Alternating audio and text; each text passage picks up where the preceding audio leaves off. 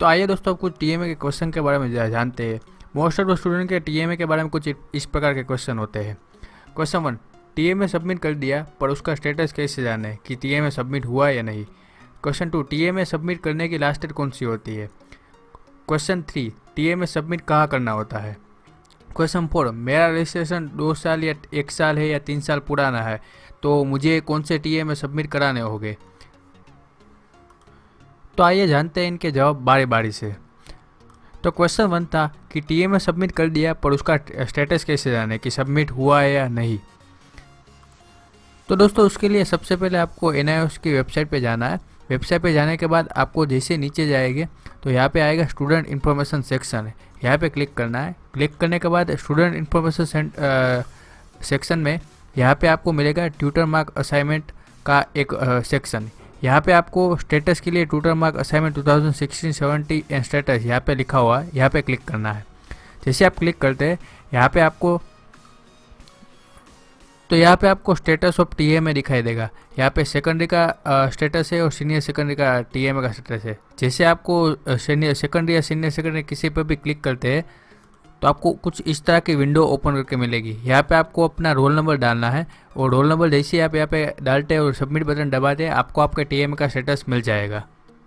तो दोस्तों दूसरा क्वेश्चन होता है कि टीएमए सबमिट कराने की लास्ट डेट कौन सी होती है। तो इसके लिए जैसे हमने देखा कि NIOS की वेबसाइट पे जाके स्टूडेंट इन्फॉर्मेशन सेक्शन में हम गए थे, उसके बाद ट्यूटर मार्क असाइनमेंट स्टेटस में गए थे। वहाँ पे आपको यहाँ पे क्लियरली शेड्यूल लिखा हुआ है। शेड्यूल में लिखा हुआ है कि अगर आप अप्रैल और मई में एग्ज़ाम दे रहे हैं तो आपका टीएमए सबमिट कराने की लास्ट डेट है 31 जनवरी। और अगर आप अक्टूबर नवंबर में एग्ज़ाम दे रहे हैं तो आपकी टीएमए सबमिट कराने की लास्ट डेट होती है 31 जुलाई। तो यहाँ से आप देख सकते हैं कि आपको टीएमए कब सबमिट कराना है और आपकी लास्ट डेट कौन सी होती है।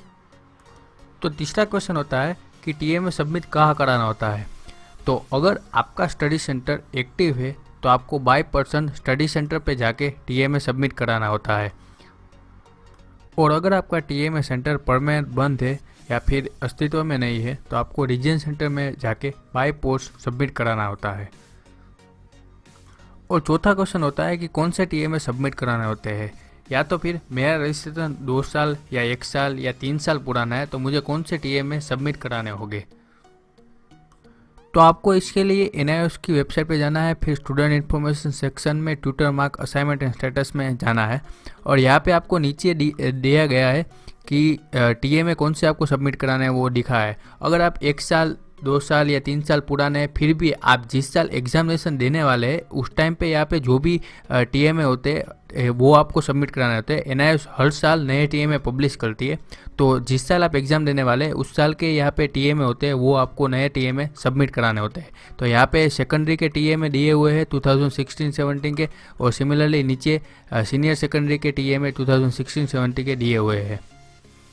फॉर एग्जाम्पल आपका अगर रजिस्ट्रेशन है ईयर 2012 है और आप एग्ज़ाम 2017 में देने वाले हैं तो आपको टीएमए 2016 और 17 वाले होते हैं वो सबमिट कराने होते हैं। तो ये थी पूरी इन्फॉर्मेशन टीएमए के बारे में। Thank you very much.